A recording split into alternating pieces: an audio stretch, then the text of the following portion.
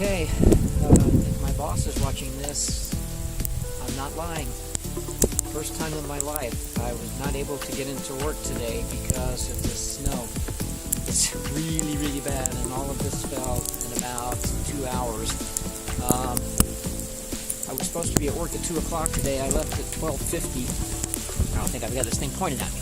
I left at 12:50. Got a couple miles down the road, and they were turning cars around because the roads were basically a sheet of ice. Turned around, tried an alternate way. Same deal. I slid off the road, barely missed a very deep ditch.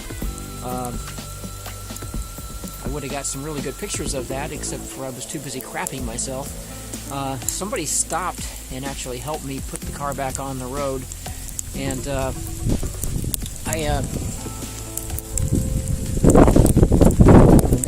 somebody stopped, helped me get my car back on the road, and at that point I just decided to turn around and come back home, and they're just going to have to do without me. Sorry, folks. But I saw probably 15 cars off the road on either side of the road. Some of them were just, ran into a ditch like I did. Some of them were seriously crumpled.